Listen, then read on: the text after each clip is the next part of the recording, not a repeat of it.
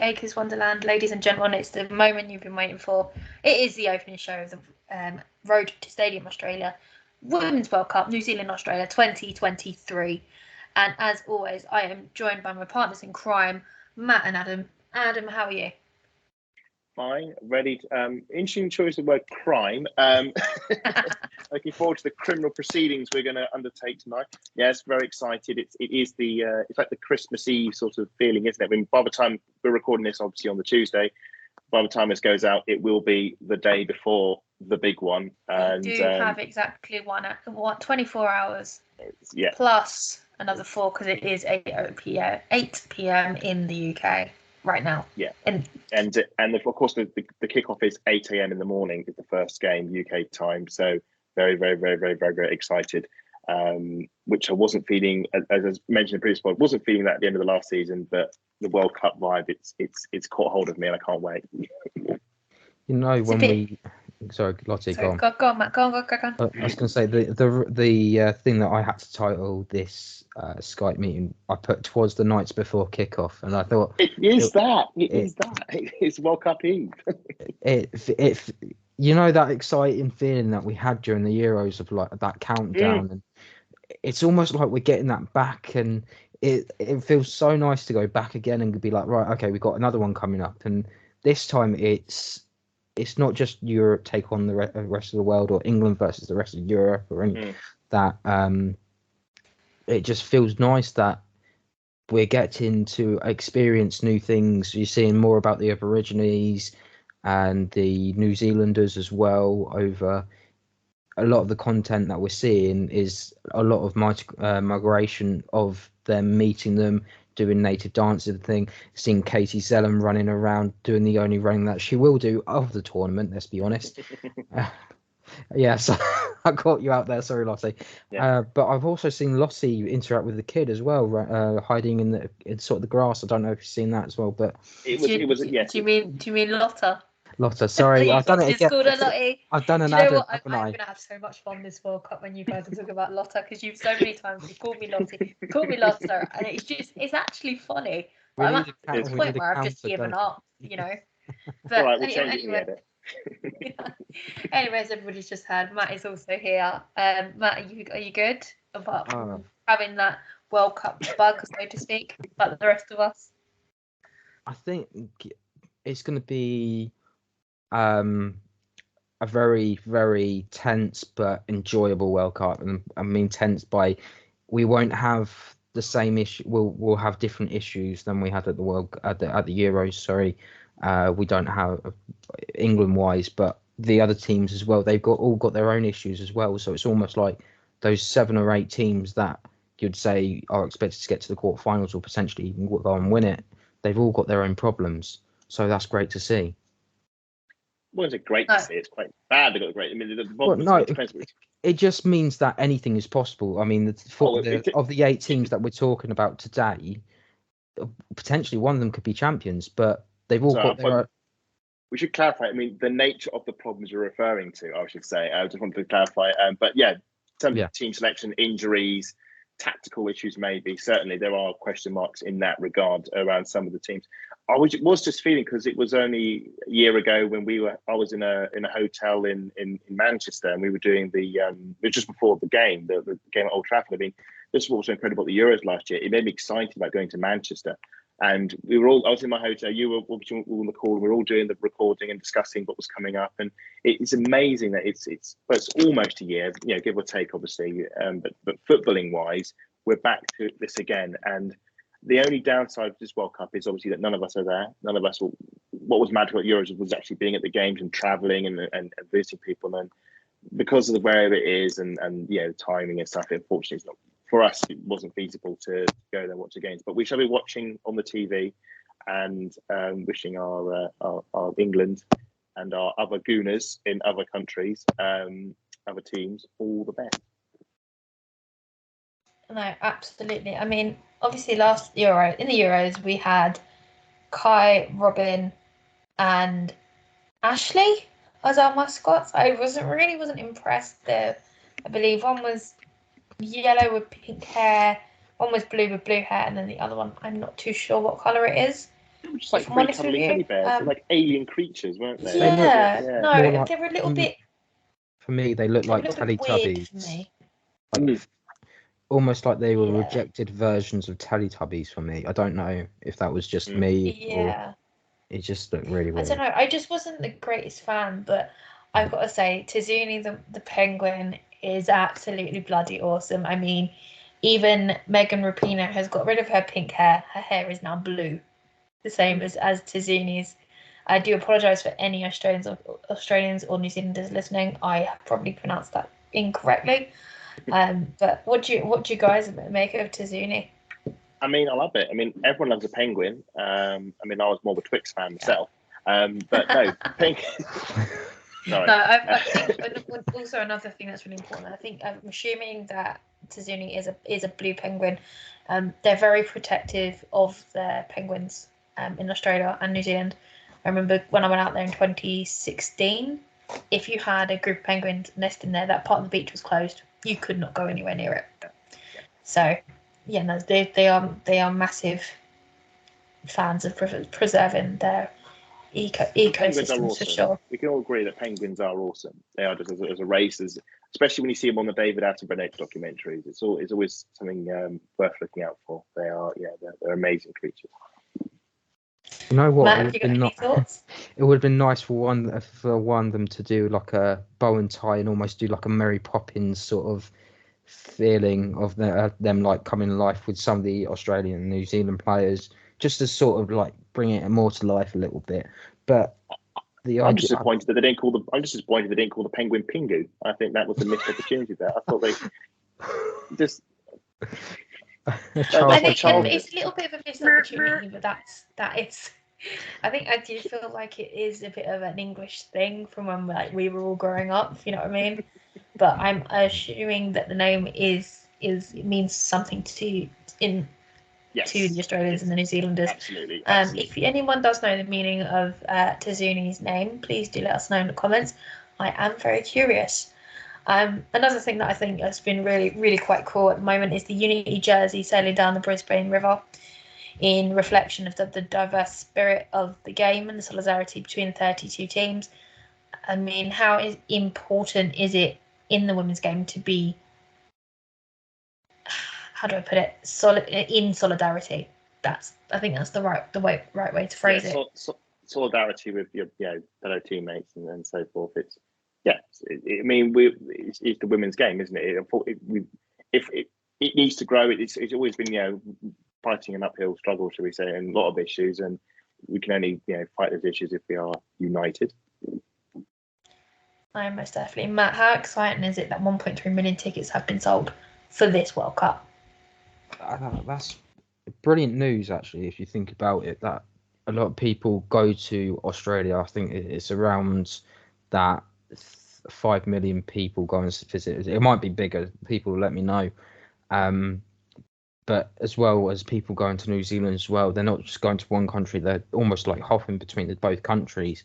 A lot of the journalists are doing the same. So 1 minute you might be in the winter heat of Sydney, so you're wearing your shorts, your shirts, and that's about it. You might be wearing sliders or Crocs, whatever you feel like. And then when you go to New Zealand, you're all wearing thermals because it's freezing.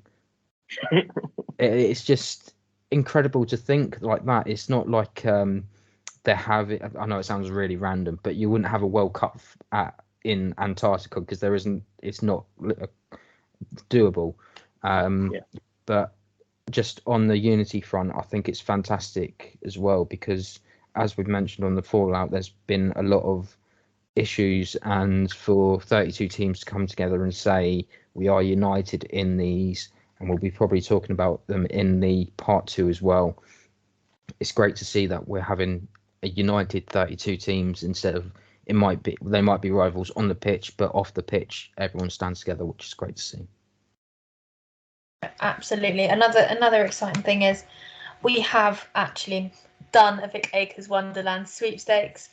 And just a reminder for Matt and Adam, we have divided them up between 4 of us. Unfortunately, Georgina couldn't join us, but she will be in this series. But Adam, you have currently got Spain, Japan, Jamaica, Brazil, Korea, Republic, Italy, New Zealand, and Denmark. How do you think your draw from the pots come out? I'm glad I've got a home nation in there, so I've got a horse to back on that one. Spain, well, yeah, there's enough talent in that Spain team to win and win me the World Cup on the sweepstakes. The problem is the problems. If you've been watching our group stage previews and the chat I have with Hattie, you'll know that their problems are huge behind the scenes, and that could obviously hold them back. I like they got Brazil as well, because I think we all would love it if Marta got the perfect send off and if their captain lifted another trophy. We miss you, Rafa. Please come back. I'm happy with the picks. So yes, obviously I was supporting England, but it's nice to have an eye on a few other teams in the draw as well. No, 100%. Georgina did pull out China, the USA, Costa Rica, Canada, Switzerland, Portugal, Colombia, and the Philippines. As for myself, I pulled out Australia, Morocco, Sweden, Panama, Netherlands, Norway, and Vietnam. For me, I've got 3 massive European teams, and it's exciting. But I've also got one of the hosts, which is also really exciting. Their current form is really quite good. So they even ended Serena's 30-game run, but technically it's not over yet because it was only a friendly. So competition-wise, we're still undefeated as far as I'm concerned. That is just me as an England fan buffering my ego. But yeah, no, I mean, it had to be Sam Kerr for that game, but I'm not going to continue to talk about that. Finally, we've got Matt. Matt's pulled out Zambia, Haiti, Germany, Republic of Ireland, Argentina, Nigeria, England, and France. I think what's really interesting about this one, Matt, is your first 2 teams play each other, England and Haiti, on come Saturday. So how does that happen? How does that happen? I know. You know what's great about it as well is that, again, I know we had to redraw them because originally G had England at one point, didn't she? Yeah. So for the second, we did redraw because one person got all the massive teams, so and we ended up completely redrawing it. I wasn't expecting to get England, if I'm honest, because usually I don't win anything. So the fact that I won last Euros, it doesn't really. I know we do these for fun, but it just if you feel a little bit better that it's your own home nation. But this time around, I am a bit skeptical. England have got the hardest way to go, even if they we'll do a whole thing on England, but I'm very skeptical about where they go. I've got a few of the underdogs as well, which Zambia as well. Zambia have just been hitting everyone for 6, to use a cricket term, in the fact that they've just run away, either just getting results with draws and wins. Could you be referring to that Germany result? That glorious Germany result where I think my new coin of phrase was "what the pop." Yeah. Well, that's the other thing is, just remind me, who's got Germany? You do. You do.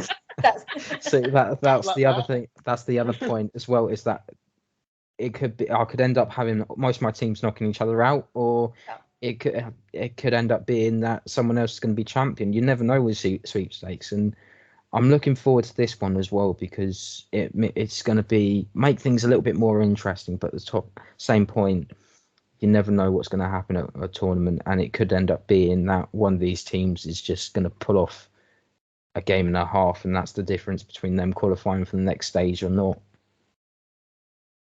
No, absolutely, I completely agree with you there.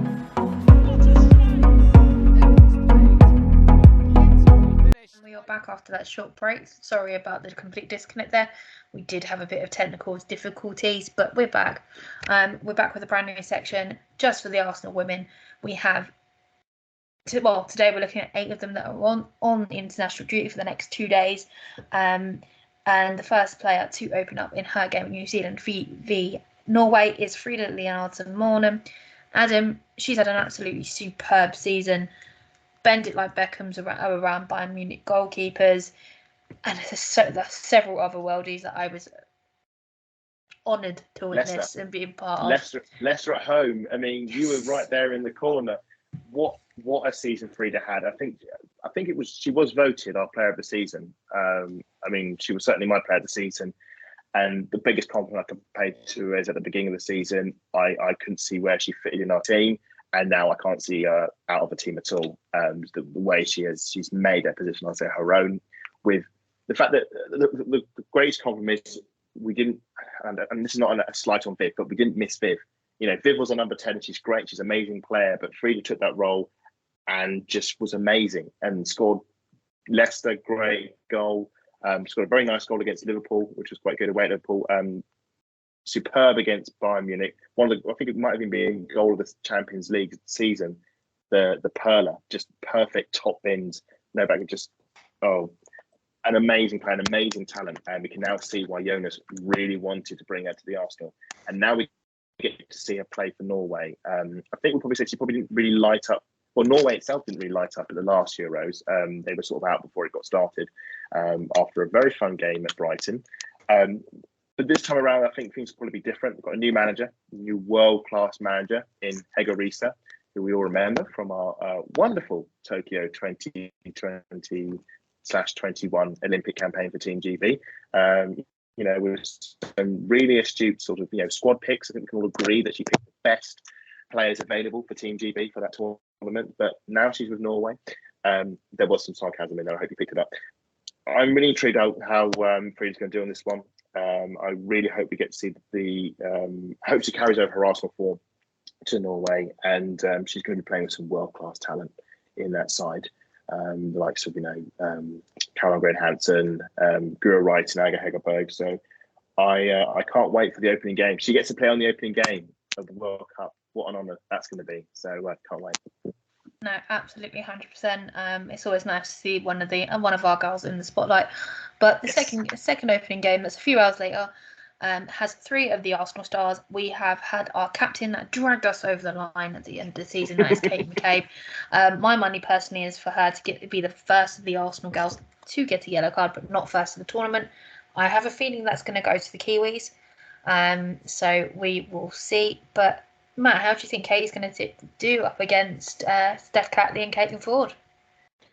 Well, just to put it on the perspective, Katie won the Player of the Season award on the Arsenal website, and that was huge in itself because she for that last couple of months we were essentially without a captain, and she really stepped up and showed her true colours. And there's a captain in there, and she does it so well for Ireland. When I look back at her time in Ireland over the last couple of months in the season, when they were trying to qualify, it was Katie that set up the goal to win Ireland the qualification spot in the group. But Katie has taken that and just rolled with it throughout Arsenal. And she, even when she scored the most important, and Adam always says it's the most crucial goal against Man City, that's sort of what she likes to do. She is very enthusiastic, and I wouldn't call her a wind-up merchant, but she's matured a little bit this season. A lot Chloe less. Kelly. let's put that phrase as a bit of fire in her belly, as her sister put it as earlier today. She's overly passionate, I think, is the best way I can put it. But just on that, you mentioned the incident. Chloe Kelly stepped off the pitch before Kate could throw it, so it's Chloe Kelly's own fault. And the fact the referee's turned around giving her a yellow card, Adam's laughing because he knows it's triggered me. So I'll talk about Caitlin, who's taken on the yellow cards for Katie. I have a feeling Caitlin's going to end up, I don't know what it is, but every time Caitlin steps up a little bit more for Australia than she does for Arsenal, it's only at certain games you see Caitlin Ford turn up, and it's usually towards the end of the season again. I'm gonna have Okay. to counter argue with that. If She's you done it say all season. She's done it all season this season. Whether the not for World me, Cup was the incentive, but I feel like she's done it all season. I don't know about Adam, but she's if been better this season right, than she was if last. I'll give you the example of against West Ham where it was 0-0. All she had to do was take it. There was a couple of chances that she took and she completely missed it. It was the same as Stina. Even one of the shots that was ricocheted, all she had to do was take a little touch and that goes in the other direction and that goes in. It's things like that where she needed just things like that. She steps up more. I can understand you having agendas against Manchester United players, but I didn't think you were going to carry this over to Arsenal. I mean, come on, who's your team here? I'm not having a go. It's just it just winds me up a little bit that there are obviously you Right, get fatigue and boys. things like that. Take off the boxing gloves. Matt, continue. Because I'm in hysterics. I might have my mic on mute. I am in absolute hysterics here. Matt, I'm not having a go at Caitlin Ford. She's very hot and cold. There'll be games where she's brilliant, and there's other times where she just ends up running into people and getting yellow cards. I think is the best way I can really describe it. And she did get 2 yellow cards before Kate McCabe this season, so I think it might be 2. Yeah, 2. I think it was 2. 2 or 3, I believe. Yeah, and then Katie obviously got one up in the Man United game, and I'm just really surprised she lasted that long. But let's talk about the Australian that I think I love and adore and is wonderful. She is brilliant. She's such a weapon, not only for Arsenal but for Australia as well. You think about being a set piece taker and the players that they have. She usually takes the left-sided corners. She's a free kick. She's brilliant at free kicks. Let that be known because the amount of times that she scored free kicks for Arsenal alone over the last couple of seasons has been huge. Even the last, it's been more than one. There was the one against there was Koga, yeah. There was also what was that one? What was the one that Bukayo Saka replicated at Chelsea at the same day? Leicester. Leicester. Yes, it. Yeah. The one that was Leicester where he scored in. Yeah, that was a corner. Yeah, he only ever scored one free kick for Arsenal, but she's great for set plays, corners, set free kicks. Brilliant. She's really essentially she is almost like an additional winger on that left hand side. It's just. Can Australia cope with? Can they go forward as well as they can get back and defend? Is Steph Catley quick enough to get back and defend? Is someone going to go over? As Arsenal fans, we know the answer to that question. Steph Catley is wonderful, and I think she's going to have a wonderful tournament. I should just in the defence of Matt. I mean, I would also agree that at times Ford's form can occasionally sort of, I would say, be patchy, but I would also say that. You cannot say when she's played with Steph Catley on that wing together, she's been amazing. And I think that partnership on that left side with Ford and Catley is so potent. It has been very, very strong for Arsenal. And I think it'll be very strong for Australia as well when those two play together. No, 100%. Absolutely 100%. Adam, Steph Catley and Caitlin Ford have obviously had their niggles this season. Are you worried about them for the tournament? I don't want to say it. I'm not going to say it, but no, do you think they're going to be okay for the tournament? I want to be careful my choice of words because if I say something wrong, I will be accused of jinxing them. So I've got to be careful when it comes. This is a very sensitive subject on the Big Akers Wonderland podcast because I apparently have a nasty habit of casting ACL curses at people. You so I think they'll be fine. I actually do. I think they. Everyone would touching words and everything else, making sure we've got our lucky clovers and things as well. The reason Mead and Leah aren't at the World Cup, it's all down to me. I'm pretty confident that for injuries, but they've recovered and they've been playing in the pre-tournament friendlies and they've been pretty sharp. So I'm just excited to watch them play for the Midfielders. And it's so big for them, a home World Cup. You don't get many of those. Should also shout out, I don't know if she is in the team, I can't remember checking, but there was obviously Lydia Williams. Yes, she is. Lydia Williams has made it, but she'll be on the bench for Australia. Now playing at Brighton, for those that are wondering. Have we got Adam back? there. Not quite, I don't think. But we are going to move on to Matt's favourite player, and that is Leah Volti, also known as Wally. She is the captain of Switzerland. She and Noel Maritz will be taking on the Philippines on Friday the 21st of July. So how do you think Leah Volti is gonna do for this tournament and leading her country as well? I think it's great to see that we've got across the board. We've got about 16 players, and most of them are captains at this World Cup, or co-captains, or vice captains, whatever you'd like to call them. Leah Volti is very much a different captain to what Katie McCabe is. It's almost like Leah Volti is the Kim Little for Switzerland, mainly because she leads by example, not she has the never say die sort of spirit that Katie has. And I think it's very key. Just to put it into perspective, when Leah went off against the Netherlands in the Euros went on and scored 2 goals, and that basically ended Switzerland's campaign.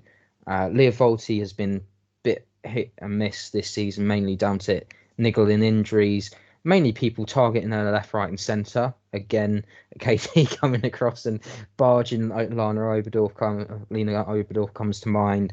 But then again, you've got Noel Maritz, who I believe is going to be one of these players that is going to step up more. You've mentioned it a couple of times, Lottie, over the season, that you see Noel. Are you referring to Noel Maritz beast mode in the Champions League? You see Noel not as almost, I would say, she's Monreal when it comes to WSL, and then she unleashes the beast when it comes to Champions League mode. I think this tournament we need to see a Noel Maritz in beast mode, and I'm hoping that come the Philippines match that they're both going to be in that sort of mentality of, right, we need to make sure that we qualify out the group this time. We can't afford not to, because considering that what's happening next for Switzerland, it could potentially be their last tournament.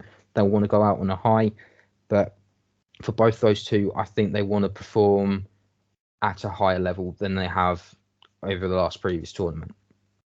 I mean, the Euros was a disappointment, wasn't it? The opening game, the way they shut that one. Oh no, is he?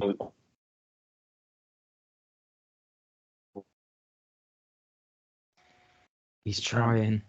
Yeah, he is trying. Unfortunately, we are having technical difficulties. It is now Adam's turn. He's as in the last part of the show. My sound went as well. But Matt, is that?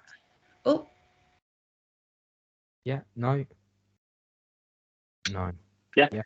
No, I was just saying that Switzerland's tournament collapsed the moment Leah Volti got injured in that Netherlands game. They completely imploded afterwards, and it's crucial that she stays fit. And hopefully, she's fully recovered from that injury she had against Everton, which looked a lot worse than as it turns out it actually was. But I think this is going to be her first game back. The Philippines game, I think, is the first game. So hopefully she has a good run out.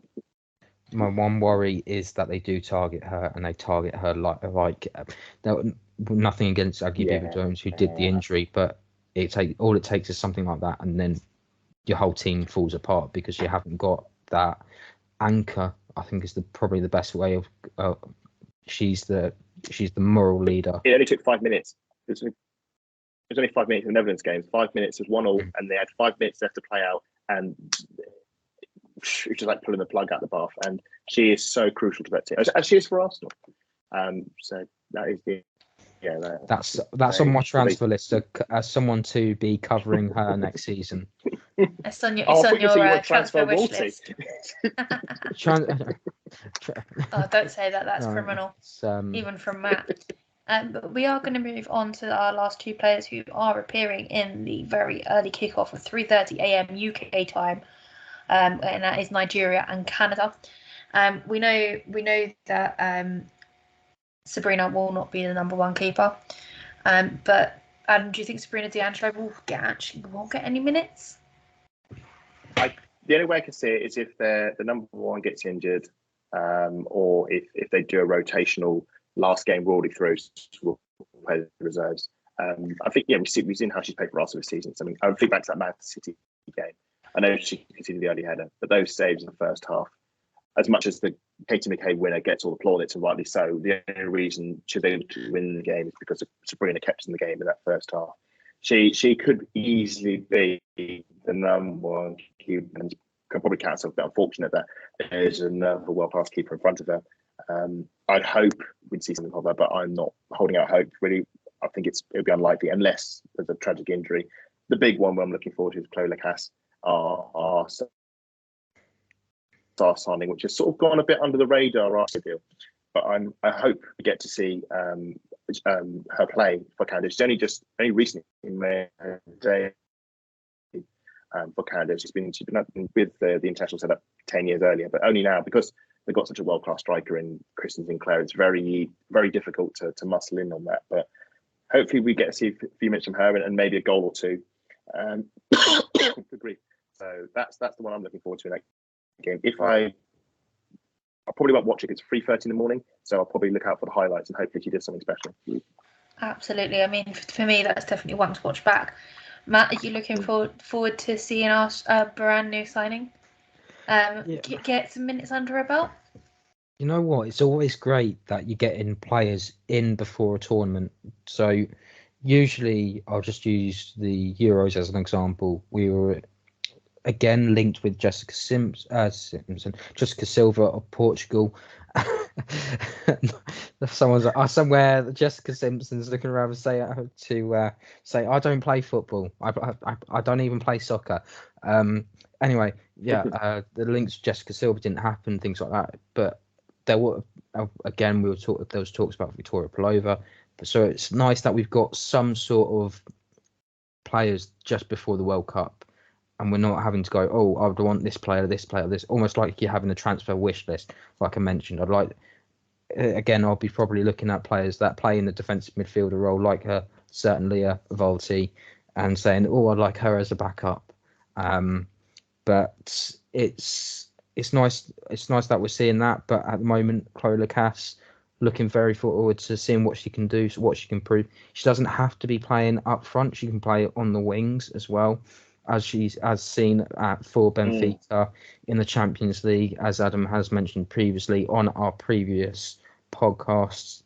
When she scored against Bayern Munich, she was playing up front. When she scored against Barcelona, she was playing on the wing. So essentially, Canada have so many different things that they can do up front. They could almost play 4-4-2, 4-3-3. They could play 3-2-3-2, sort of almost.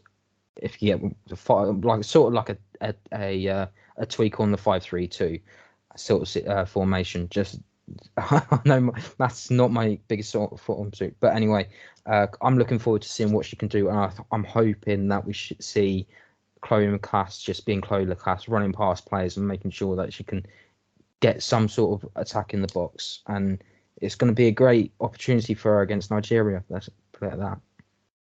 No, absolutely. We, over the next couple of days, can't wait to see these girls back in action. But we will be back with all the AWFC updates every single show. So do not fear. I know there's players we haven't talked about, but in the next 2 days they aren't playing. But we will be back with this on Friday. We'll be back after the break.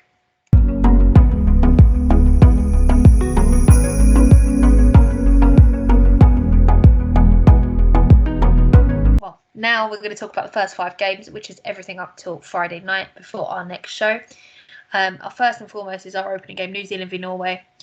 It is live from 8 a.m. on Thursday morning, UK time. At the moment, the form since the 15th of November 2022, New Zealand have had 2 draws, 1 win and 7 losses. Norway, 3 draws, 1 win and 2 losses. Norway have played a few less games than them, which I find really particularly interesting.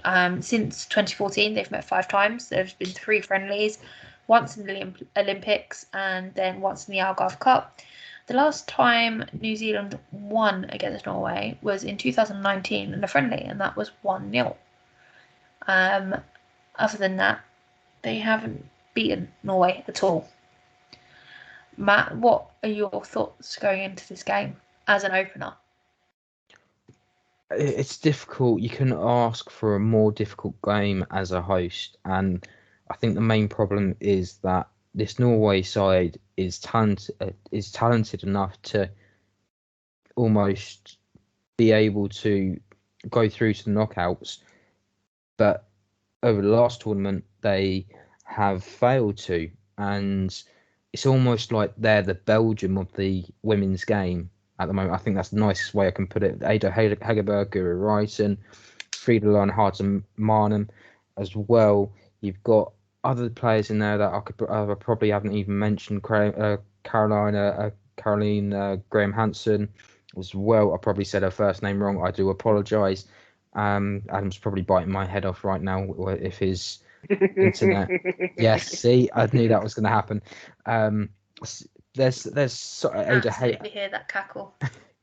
Ada Hegerberg as well is another one I think I've mentioned, but I just think this time around Norway will have learnt their lessons, whether or not it's under a new manager. I think Norway's going to win this one. Unfortunately for New Zealand, I'm hoping what will happen is New Zealand go and score, have their moment in the sun, and unfortunately just Norway just are too much in the end and go and win it 2-1. That's a really interesting scoreline. I'm hoping Frida Leonhardt Marnham is one of your goal scorers. Adam, have you got anything different to say about this game? I think, opening games are interesting. They're rarely box office exciting matches because I think we were all there for the Old Trafford game of the Euros last year. We won it, but it wasn't exactly a thriller. So it's going to be a nervous one. New Zealand will be up for it. This is their big party, and they're going to want to launch off in style. My feeling is that the Norwegians will take this one. Just to give a little insight, I did a New Zealand campaign run on FIFA at home, just to sort of get fit. Well, just to get an idea what New Zealand are like. And I actually won the World Cup with them, but we lost our opening game for free. I did put a picture of it on my Twitter, so if you want to keep an eye out for it. If the opening game is anything like that, it's going to be an incredible World Cup. My prediction is it's not. New Zealand have never won a game at the World Cup. What a perfect opportunity to win that hoodoo.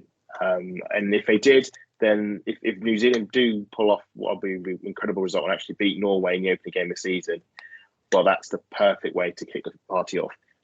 Sadly, I think it's going to be the Norwegians are going to be the party poopers here, and I think Hegerberg, Reiten, Nelson, all the players Matt's mentioned, there's just too much talent for it not to go Norway's way, in my opinion. So, yeah, sorry, New Zealand.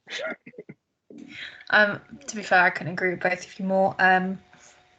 Although New Zealand have the likes of Ali Riley and Ria Percival from Tottenham Hotspur, I just feel like Norway's a bit too much of a giant to get their first win. But I'm going to go with 3-1 to Norway for this game.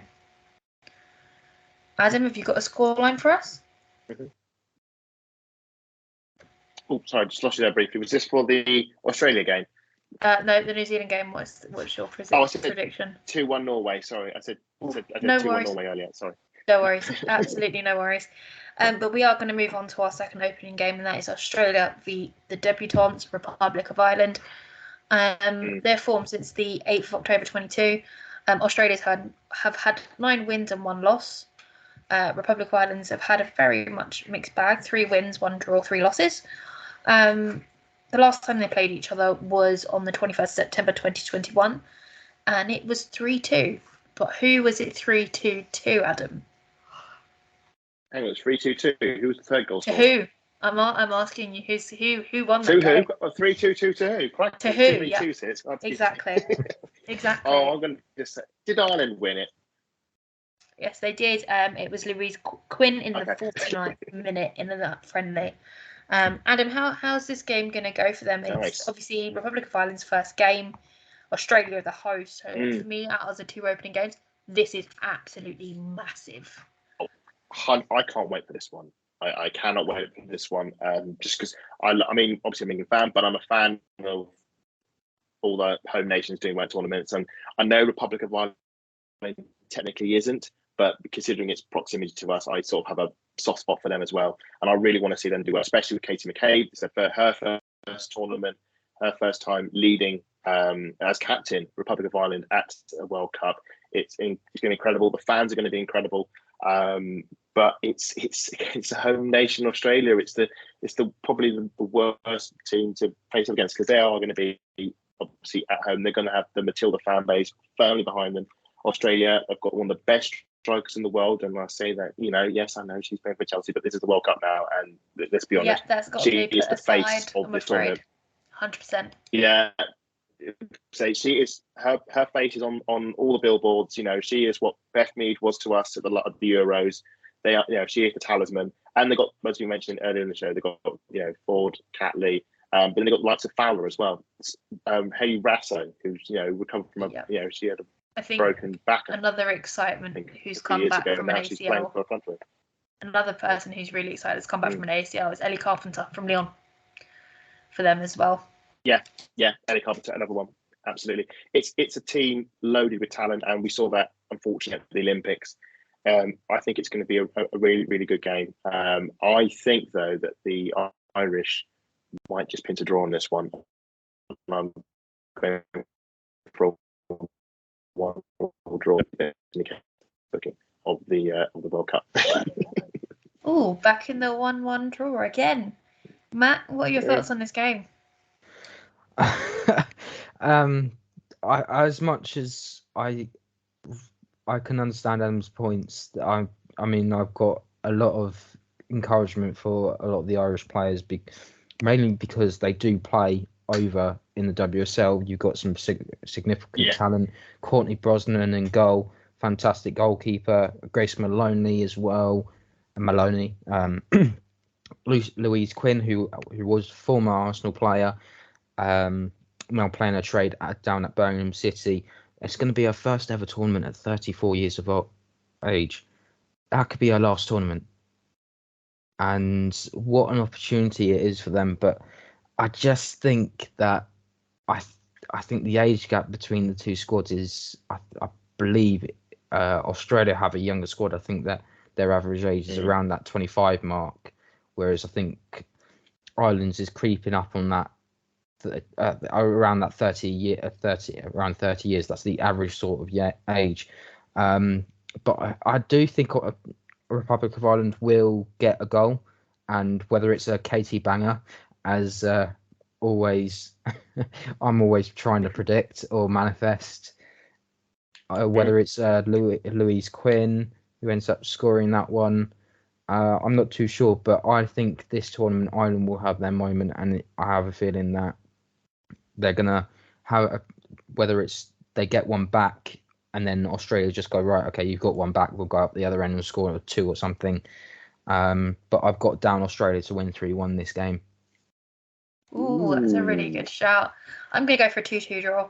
I think this game's going to have goals, especially if Denise O'Sullivan's question mark is, and she is in fact okay. Oh, I've got an update on that. She is okay. They did find out there was no fracture or anything, so she is okay to play at the World Cup. That's absolutely brilliant. Well, then I'm going to keep to this game's going to have goals in it in that case, and because her and Katie McCabe are absolute dynamite in that midfield. So I'm going to go for 2-2. I think this is the only draw of this group in particular. So yeah. So our third game, which is at 3:30 in the morning on Friday, I believe most of the team, and maybe apart from Matt, will be asleep at that time, but I will watch this game back because it's going to be one of the more interesting games. Since the 3rd of September 2022, Nigeria have had 5 losses, 3 wins. Canada have had 4 losses and 6 wins. Since 2011, when Canada lost 1-0 to Nigeria in the group stages, they have met 3 times. Canada have beat them twice and drawn once in the most recently. I think I'm going to go to Matt with this one first. Matt, how do you think this game's going to go? I do have another question for you guys, but I want to get your thoughts first. just feel like Nigeria have gotten the raw deal. We'll talk more about Nigeria on the fallout further down the line, but I just don't think that it's fair on them. I think Canada have also had a bit of a raw deal, but I think Canada have that professionalism a bit more than Nigeria do. I think Canada just know that they only need a possible 6 points out of the 3 games that they've got to be able to go through to the next round. Whether or not they top it is another question. But I think that it will be closely contested because of, I still think there might be a bit of sluggishness about these two. And I think Canada will just about get over across the line. I put Canada to win that one 2-1.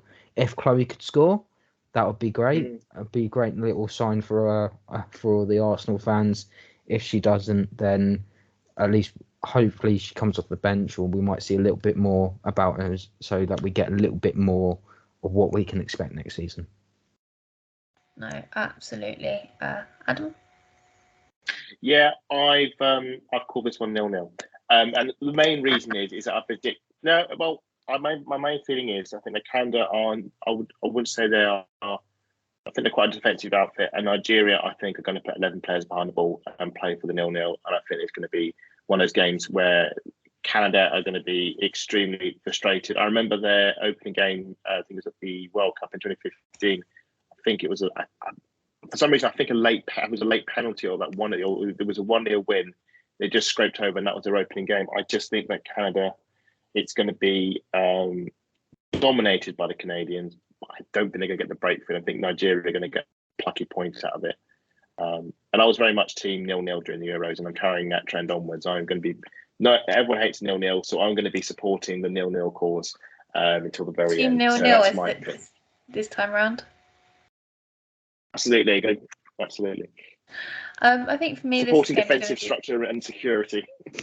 100%, Mr. Safe. I think this game for me is it's got a slight edge over the rest of the opening games for me at the moment. We've got obviously Christine Sinclair, it is her last World Cup. She's now, I believe she's in her early 40s now. But there's also another player that needs a shout out for Nigeria, and that is Onoma Ebe. She's also their captain, just like Christine Sinclair is for Canada, and she is also in her 40s. Who, for me personally, they're both absolute trailblazers and inspirations for the future generation of their countries. I think my main question to you guys is: will the ageless Onoma Ebe stop the evergreen Christine Sinclair to relieve the likes of Cristiano Ronaldo and Marta, temporarily, of a record, and becoming the first male or female to score in 6 editions of the World Cup? I hope that Sinclair gets a record. I mean, she's got all the other records, but this would be a particularly good one to get. And she deserves it. She's been an incredible striker. She has been. The stats say that she has been the most prolific, greatest striker, men's or women's football, the lot. And this would be a perfect way to sign off. If Canada don't win the World Cup, and I don't have them down as a winner, but if Sinclair was to do that, and even do it in that game against Nigeria, just come. I don't think she'll start, but I think she'll probably come off the bench. Reminds me of how Kelly Smith was sort of used during the latest years of her England career. I could see her coming off and getting a late winner maybe. Although I'm team 0-0, but it'd be great. It'd be a great way to sign off her career, getting that record, because she's, as you're saying, she would be the only person to have done it. She'd be the first person. I expect Marta will as well. But yeah, I would think it'd be an amazing moment if Sinclair can do it. I think this is a very interesting one. Again, I've used the word I. I've tried to limit it as much as possible. Mister, I think we're going to have to call you Captain Interesting for the rest of this pod now. That's it. But it's just, I should have probably said intriguing, because it almost feels like it's a personal battle between. That's not the right word. Between Marta and Sinclair, who's going to do it Battle first. of the Giants. Yeah. And you know what? I kind of love it because at the same time you're talking about if Christine Sinclair doesn't win the World Cup, at least she'll have her records to fall back on. Whereas I think Marta could probably go a little bit longer if she wanted to. I can't see her another World Cup. I really can't. I can't see. She's sure not going to Unfortunately, I don't know if you guys have seen it. I did see on social media Marta's last World Cup in a Brazilian advert, and it made me cry. So, if my Portuguese is bang on, I've read that right. If not, I've just made a total fool of myself.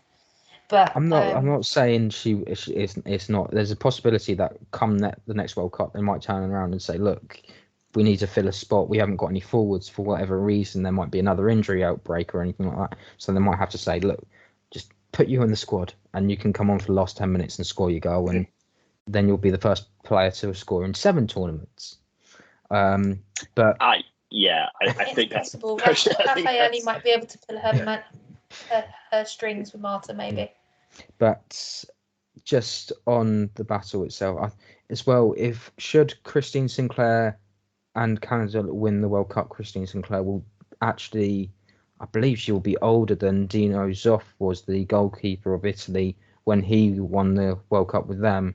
Oh wow! I think it's only a couple of days in it, but they're both 40 years old when they. Christine's 40 at the moment. Dino Zoff was 40 in so many days. But I think Christine's one of the oldest in the tournament. Am I right? Yeah, it's very, very closely followed by Onoma Ebe from Nigeria. I'm not too sure who's older, to be exact, but yeah, they're similar age. They're both captains as well, and I think that's absolutely massive for future generations. Like, that's going to be an iconic photo. 100%. They're doing the coin toss from what I've been reading, so again, that's another iconic moment. To be playing football though, playing football at 40 years old at that level. I mean, you think so many players have been retired in like early mid 30s. They're still going.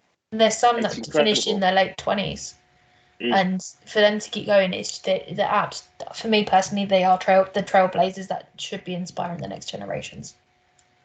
It'll be interesting to see what happens come next for them, if I'm honest. 100%. Whether or not it'll be a coaching role, whether or not it will be taking up an opportunity in either through their federations or what football associations. There's always something that I think that they can do, because it'll be, imagine like Christine Sinclair taking the under-17s Canada squad to the World Cup, their next World Cup. That's the stuff our dreams are made of. Absolutely. We're going to move on to our next game, and that is the Philippines v Switzerland. Again, this game is on the 21st of July. It is a 6 a.m. kickoff, which is doable for everybody in the UK. So if you want to watch a game, definitely turn up for this one. The form between the two teams, the form since the 12th of November 22. The Philippines have had 5 losses, 4 wins, and 1 draw. Spain have played a few less games, but they've had 2 losses, 5 draws, and 0 wins. This is the first time they will be playing face each other head to head. I think Philippines may be in for a chance with everything going on, Adam. Yes, I mean, if you tune into our group Alpha preview, I believe it was the group Alpha preview, I did a chat with Vinati where we actually discussed the Philippines, and she spoke very, very highly of them after watching them at the Asian Cup.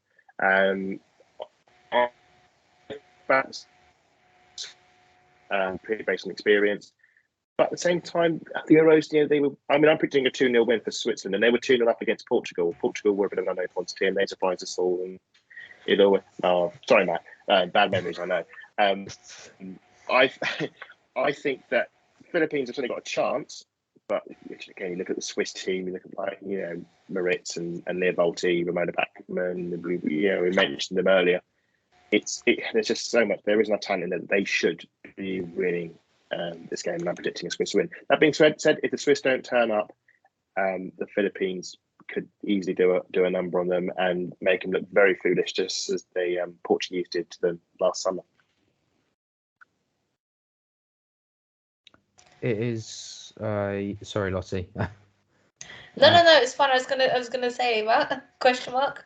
Yeah, I do have a few questions. I mean, this Switzerland side, the way they got to the tournament was basically they were 1-0 down to Wales at home, and it took they ended up equalising in the last couple of minutes of the game, and then literally last kick of extra time they go and win it from Hum, and it was just a little flick at the near post that got them over the line against Wales. It's just things like that where they need to learn and they need to make sure that they take advantage. You need to look at the experience that they've had. Again, the game against the Netherlands at the last Euros, they could have quite easily gotten something out of that. Obviously, Lottie goes off injured, and then it all just falls apart from there. They had the game against Portugal, as Adam was mentioned, and they should have won that quite easily. You think 2-0, okay, either Switzerland go and get another 2 goals in the second half, but they set up defensively and they didn't go after that third goal. If you thought, right, if Switzerland go and get that third goal, that's game, set, match.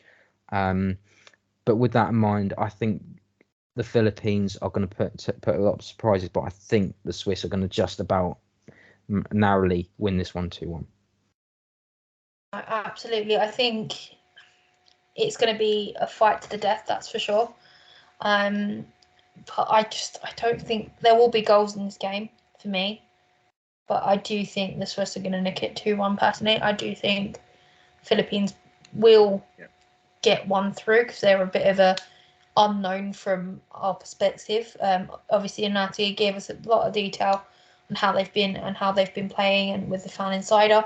If you haven't checked that out, please go and check out our Group A to get some more information on that. Her insight is impeccable. But finally, we're going to move on to our last game, and that is Spain v Costa Rica. Their form since the 11th of November 2022. Spain have had 9 wins, 1 loss. Costa Rica, however, have had 1 win, 2 draws and 7 losses. I believe they've had their CONCACAF Cup in between. That's why they've got maybe... No, they've got 10 games each. I'll take that back. I was about to say they played more games. But the last time they met was actually the 9th of the 6th, 2015.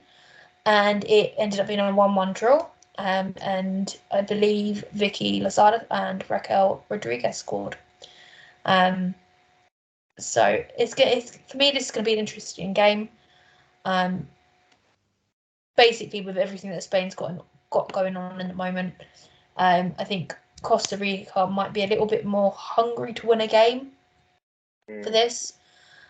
So I am going to go for a 3-2 win to Spain, unfortunately, because of the likes of Alexia Putellas is back. So we'll see. I think this is going to be on the game with another high goal scoring. But I'm going to come to Matt first on this one. What are your thoughts ahead of this game? It's going to be a difficult one. Are we going to see a Spain that sort of just knew that they qualified already in the Euros and sort of limp over the line against, I believe was it Germany in the end? No, it wasn't against Germany. Denmark. Thank you. I know I was there. Thank you, Adam, because it just has this kind of feel like Spain sort of. I don't know if it's the player mentality or it's just whatever's going on behind the scenes. Again, we'll talk more about this on the fallout, and Nunati's already covered it really well. But it could go one or two ways. Either Spain just dramatically drop off, or they do have a fantastic tournament and they go quite far.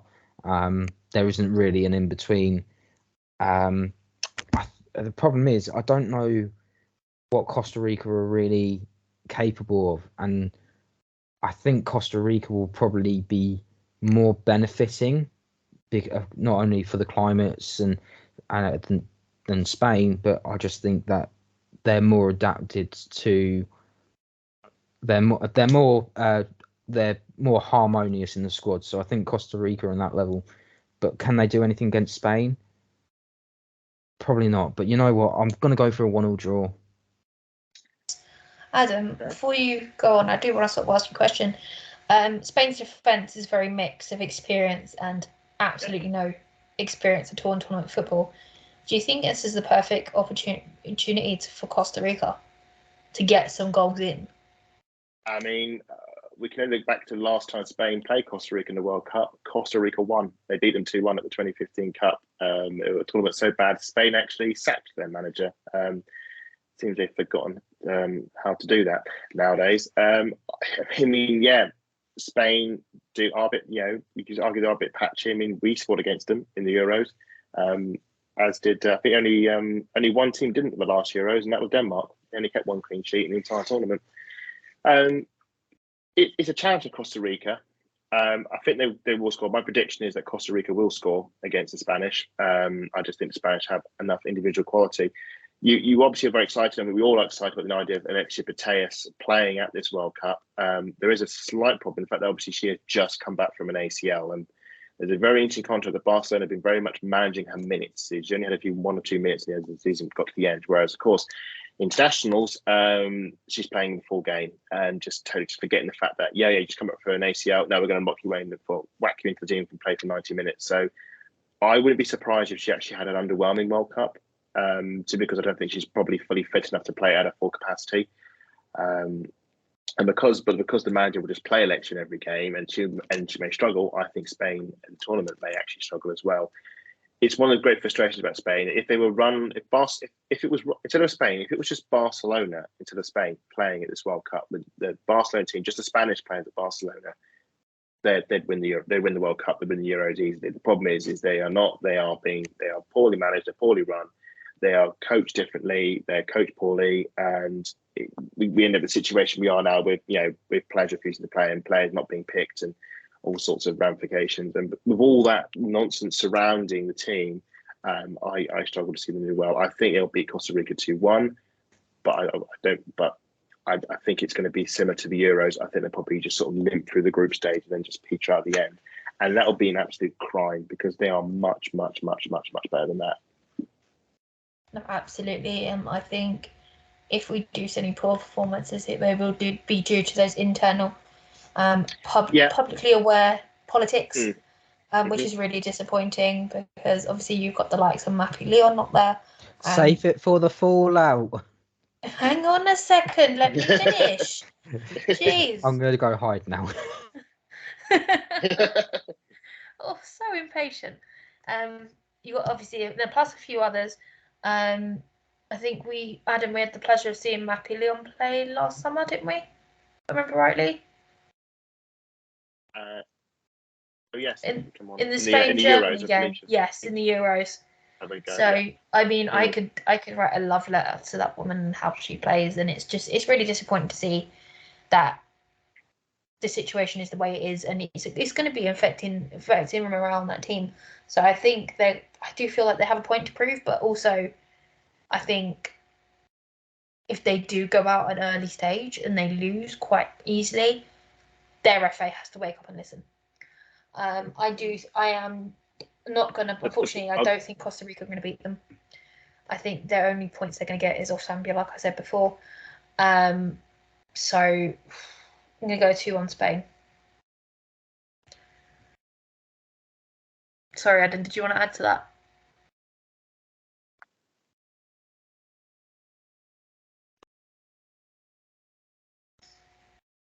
I think we have. I'm very much. Oh, back, yeah. I was just say, sorry about that. My internet decided to die on me, but I'm back. I was just saying, I'm really looking forward to seeing Barcelona's new fullback. She recently signed this summer. Very excited. She's a bit of an unknown. The person who's returned home. Yeah, she was away from Barcelona for a while, but she's come back, and apparently she's really good. So really looking forward to seeing Oni Batia take the World Cup by storm, and definitely want to keep an eye on that. 100%. But thank you for joining me tonight, boys. Really, really appreciate it. We will be back on Friday, and Adam is back on hosting duties, which means I get a night off. But fear not, I will be back. Get better and I'll be back on decent internet, so this won't drop out as much. Oh no! I'll be back hosting in a couple of shows because So we will see you very soon.